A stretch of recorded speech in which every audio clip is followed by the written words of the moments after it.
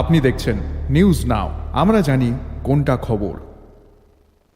ত্রিপুরা প্রাকৃতিক গ্যাস মজদুর সংঘের পক্ষ থেকে বৃহস্পতিবার সংগঠিত করা হয় বিক্ষোভ কর্মসূচি। টিএনজিসিএল এর অন্তর্ভুক্ত আইসিএল কোম্পানির বুস্টার স্টেশনগুলিতে কর্মরত কর্মীদের অর্থনৈতিকভাবে এক স্টেশন থেকে অন্য স্টেশনে বদলি করা হচ্ছে বলে অভিযোগ করে সংগঠন।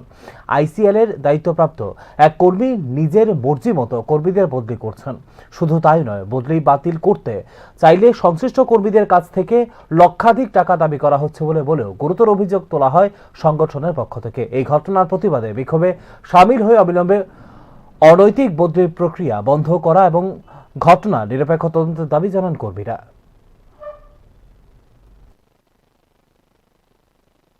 শুভঙ্কর নামে একজন ব্যক্তি, উনার নিত্যদিন যে মানসিক অত্যাচার এবং শোষণের প্রতিবাদে আজকে আমরা এখানে একত্রিত হয়েছি।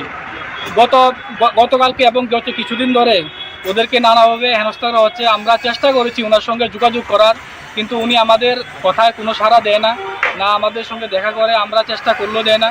তার জন্য আমরা আজকে এই প্রতিবাদ সবাই একত্রিত হয়েছি। আজকে 6 জন কর্মীকে ট্রান্সফার করা হয়েছে কোনো কারণ ছাড়াই। একজনকে ট্রান্সফার করা হয়েছে ত্রিপুরা থেকে তামিলনাড়ুতে। এবার আপনারা ভাবেন যে শ্রমিকের বেতন 10,000 15,000 টাকা, সেই ব্যক্তি ত্রিপুরা থেকে শুধু দূরে তামিলনাড়ুতে গিয়ে কীভাবে ওনার শ্রম দেবে।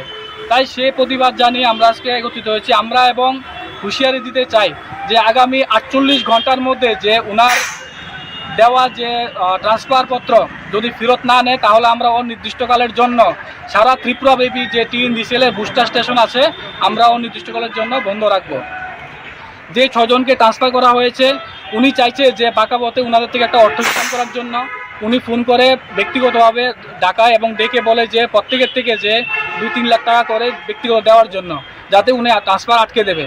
তো সেই একটা নিকৃষ্ট যে ঘৃণ্য মানসিকতা, সেটার আমরা প্রতিবাদ জানাই এবং এটাকে ঘৃণ্য প্রতিবাদ জানানোর সাথে সাথে আমরা হুঁশিয়ারি দিয়ে চাই। কে চাইছে মানে টাকাটা? এই যে আইসিএল এর যে ত্রিপুরার যে ম্যানেজমেন্টের দায়িত্ব, শুভঙ্কর নামে সামথিং এমন কিছু একটা, ঠিক টাইটেল জানা নেই, শুভঙ্কর নামে।